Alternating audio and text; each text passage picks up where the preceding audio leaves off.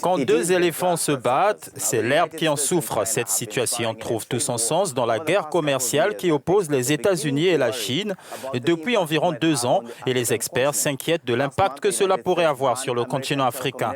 Le mois dernier, les États-Unis ont interdit au réseau de télécommunications américain de s'approvisionner en matériel auprès d'entreprises étrangères jugées à risque, une mesure qui visait spécifiquement l'entreprise technologique chinoise Huawei.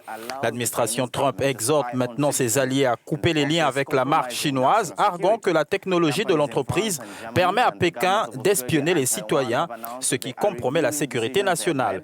Des entreprises en France et en Allemagne, ainsi que les gouvernements australiens et taïwanais, ont annoncé qu'ils révisaient les décisions qu'ils avaient prises d'acheter à Huawei des équipements pour le réseau 5G. Les analystes estiment que ce n'est qu'une question de temps avant que les pays africains soient obligés de choisir entre la technologie américaine et chinoise.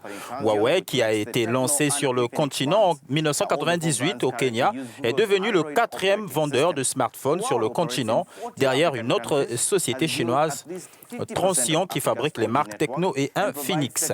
Les 4 marques utilisent actuellement le système d'exploitation Android de Google. La société opère dans 40 pays africains,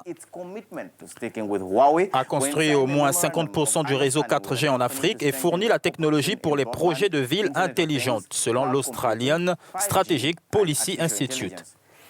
La semaine dernière, l'Union africaine a démontré son engagement à rester fidèle à Huawei en signant un protocole d'accord avec l'entreprise pour renforcer sa coopération dans les domaines du haut débit, de l'Internet des objets, du cloud computing, de la 5G et de l'intelligence artificielle. Should African consumers and governments worry about the ongoing US-China trade war?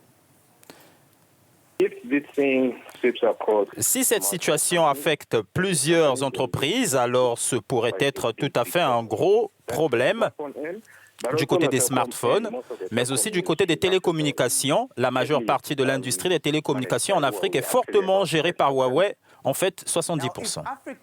Si l'Afrique doit choisir entre la technologie chinoise et la technologie américaine, qui, à votre avis, répond le mieux aux besoins et aux intérêts du continent ? Nous allons choisir et nous offrir la technologie que nous pouvons payer.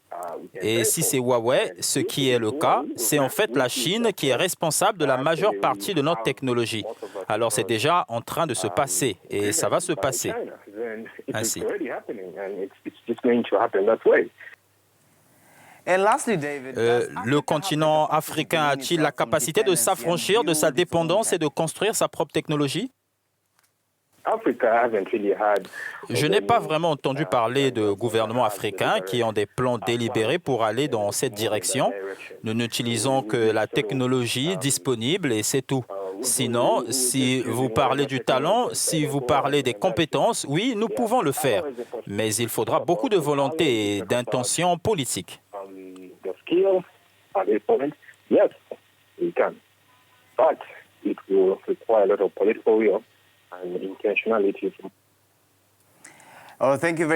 Merci, Dave.